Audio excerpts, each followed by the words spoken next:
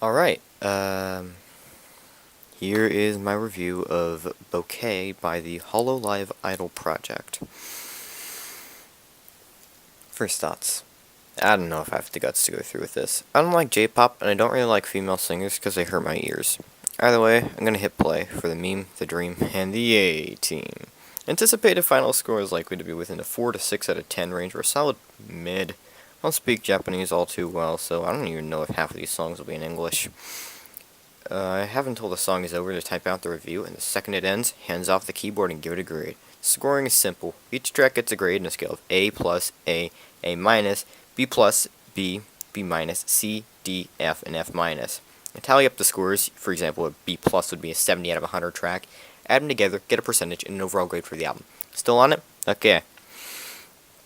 Track 1, Dreaming Days. Actually starts off really pleasantly. The string arrangement is not half bad. The bass is powerful and clear, there's some decent energy, and the vocals aren't horrendous. Word choice seems to be simpler than I expected, and I understand a little bit. I'm surprised. Admittedly, I'm only 2 minutes in, at the time I would type this. But when does a song ever hit the, nah, let's just flip the bad button midway through? All the tracks are around 4 minutes long, which is a decent length. Enough to truly enjoy it and appreciate the nuance. In short, better than expected by a lot. I'm just glad it's not shit. Not like I understand the words, but it's J-pop idol stuff. Not like they're going to be saying anything weird, let alone profane. Might even help with Japanese immersion a little due to simplicity. Overall, an ironic banger. A+, straight fire. Track 2, Blue Clapper. Lack of bass was the first thing I noted. Man, is my recommending going to be ruined after this one. I feel like they put most of their effort into Dreaming Days and just left from there. From 45 seconds onwards, it goes full like Russian hard bass shit. Like if you slip this into a club playlist, nobody'd even notice. The frequency of English words make it sound a little bit more like they're just saying everything with a thick accent. If I concentrate hard enough, I can comprehend it. Slow start, and it was never much for electronic, but it's not the worst thing ever. Definitely weaker overall than Dreaming Days, but we not crossed the line for low effort. I'm listening to this off YouTube, so it won't be in the best quality, plus earbuds. I'm using decent ones made by JBL, assuming they're T110s, but I've had them for like a decade, and I don't even know. At 3 minutes, I wrote, "Who gave this chick a verse?" Overall, this track feels a little derivative. This is what you think about when you think J-pop or idol music. B. Middish. Track 3, Supremacy Ad track. Strong start. I feel like Lars Frederiksen is about to pop on the mic, and then I don't the second the Master System synth kicks in. Fast as hell tempo with very pleasant vocals. I actually really like this. I've not much to say here other than it's a good song, one likely written by talented people with time on their hands and a lot of effort to make sure it's enjoyable to everyone, even non-Japanese speakers. It's at this time I noticed the album cover. It's a massive collection of everyone in Hololive Japan at the time. I'm turning up the volume. This is genuinely fun to listen to. A. Wood bop again. Track 4, Stardust Song.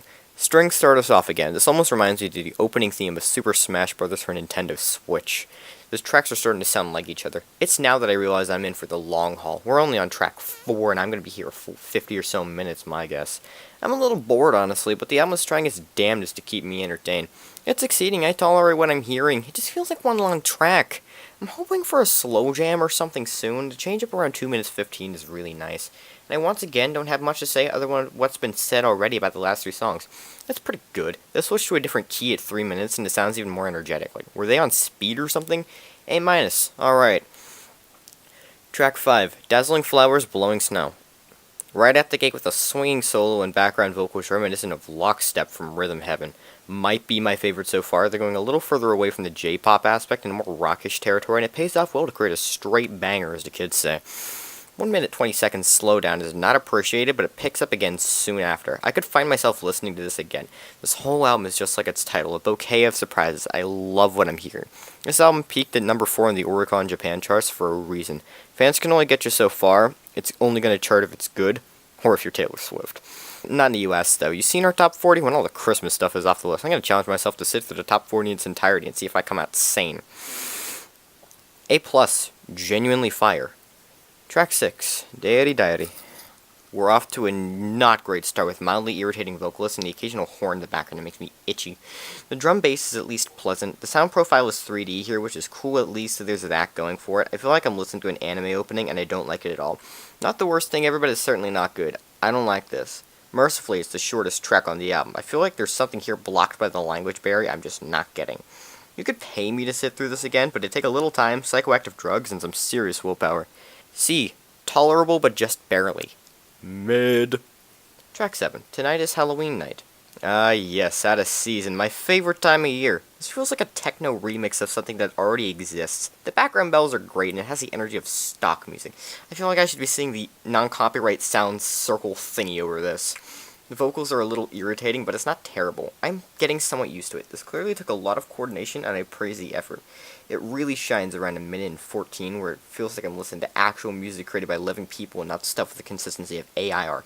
That kind of music doesn't get created by people. It spawns into existence somewhere in a target and just kind of is there.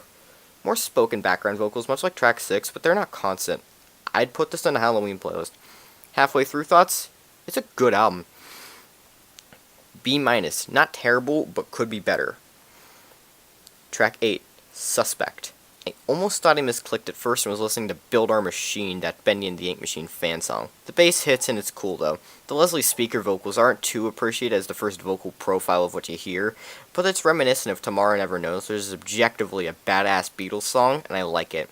Times like this, I wish I could understand what these songs were about. It calms down a few seconds around a minute 40, but we return to where we are again shortly after.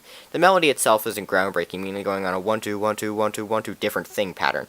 Can someone tell me why this isn't even bad? I feel like I shouldn't be liking this, but it's just plain good. The last thing I expected out of the same company to give us Hololive fans, though. Over halfway through, and I see no sign of this album slowing down. It's just hit after hit after hit. I hope it stays that way. A. Really good. Track 9, Candy Go Round. Instant sensory assault. I jinxed myself. This feels even more like non-copyright sounds music than Tonight is Halloween Night. 30 seconds in, it sorts itself out. I don't like whoever the hell is singing 45 seconds in. It's not appreciated. Not going to deny the effort, but it feels low effort, and that's what matters. Someone paid a bunch of boomer executives to write this one. That I'd bet money on. How am I going to explain this one? Oh, sorry, I couldn't hear you. I was listening to the Hololive album. And I have to explain what Hololive is and what in God's name I'm subjecting myself to. I am kind of starting to tire of this. 5 songs to go, maybe 23 or so minutes, my guess. Off topic, but I'm kind of cold. I'm just happy this one isn't ending. C. Mediocre. Track 10. Asuero Clear Sky. Piano intros are never bad. This is reminiscent of some song I know, but I don't remember the title of. The title definitely tells you what this one's about. If I close my eyes, I see a small field, there's white flowers in it to contrast and possibly green grass, a couple clouds, and a small suburban-style home on the right side. I feel almost like I should be seeing credits over this one. Overall, it's kind of tiring. It's not really hitting the same way earlier tracks did, and I'm kind of not feeling it anymore. 2-minute harmonies are appreciated. The 240 key change did as well. I almost feel like this one should be a B-side. This has B-side energy, but the kind of B-side would be rediscovered years later and turned to be way better than everyone remembered. I think they might have wrote this album in order and ran out of steam around this point. I'm betting on a good closer, though. Long-ass song, though. B-, derivative. Track 11, important photo. Is this going to be the slow jam? The vocals aren't fun, being annoying just a little bit, but at least they're toning it down. This feels like the Japanese version of an 80s to now station that mostly plays songs in the 90s and 2010s. I could get lost in this one. It goes exactly where you think it will. It's like those Norman Lear written shows, may rest in peace, where you know the conflict will always be resolved at the end and everything's good. Statistics don't lie, so I'm curious to see what the final score of this album would be. On a scale of 1,400 possible points, it can land anywhere. Either way, this track is very much appreciated. I like what I hear, and I've been recaptured to say the least. Would reminisce to solid 8 to 9 out of 10 track. A. Exactly what I wanted, and exactly where I wanted it. Track 12. Shiny Smiley Story. We're back to the 150 BPM dance tracks in the first half of the album. Not a bad thing on paper, but it gets a little boring after a minute. It gets better the longer you listen, though. Thinking about the 2000s internet right now. The world I was born in no longer exists, and this song kind of reminds me of it. Stupid 4chan weeaboo culture and silly things like that. It was carefree. Drama was still there, but who cares? It's just pure, unadulterated fun. There's even a few seconds of a nice solo, making it feel like an actual, genuine song. Still another minute left, and it's just a little bit agonizing. You'll find yourself doing some kind of repetitive action in time with it, though, and that's definitely saying something. A. Reminds me of simpler times. Track 13, To the Dreaming Sky. Feels like whatever show I'm watching has just ended and this is the credit song. According to Wikipedia, one of the songs from this album actually was an anime opening. Not terrible, not fantastic. There's a small synth in the background that reminds me of Daisy's Circuit from Mario Kart Wii. The track seems to share a little bit of its sound font. A little annoying, but it's kept to a minimum. This track has hopeful energy, goes on just a little longer than it needs to. Most of the songs on here would be just a tad improved if they faded out 30 seconds earlier. Not like long songs are bad, hell, most of them are good.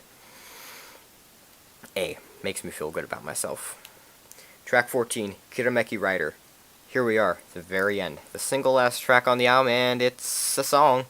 It might be the fastest one of the whole album, and it's alright. Have I talked about the instrumentation yet? It's perfectly orchestrated. It makes the whole album. If there wasn't any bass or synth instruments, hell, even those silly little sparkly sounds, it would be a 90% worse album. Once again, it makes me feel good inside. I could say overall I've loved at least 90% of Bouquet, and might even be inclined to listen to it again. I know there's tons of other Hololive songs, but this might be a best-of compilation, even. Even if one song wasn't the greatest, the fact they managed to put together 13 or 12 or so really good tracks in a genre I don't even care much for isn't something to scoff at. The guitar solo is great and a necessity for any album closer, as is the "we're gonna cut most of the instruments for a few seconds and then return even stronger than before" cliche. If I can find a FLAC link, I'll put this album on my iPod. It'd be a little embarrassing to have Idol Girl music on my iPod, but not even cringe can repel good music. A+. Good closer, but only in context. Final thoughts. Bouquet is a solid experience from start to finish. It almost never lets up and keeps you entertained through most of its runtime. Do I regret listening to it? No. Would I do it again? Yes. Highest point, Dreaming Days. Lowest point, Diary Diary. Scoring system, you can read this. And its final score is a 1080 out of 1400, or 77.14%. It's a B+, bordering on A-. I would recommend it.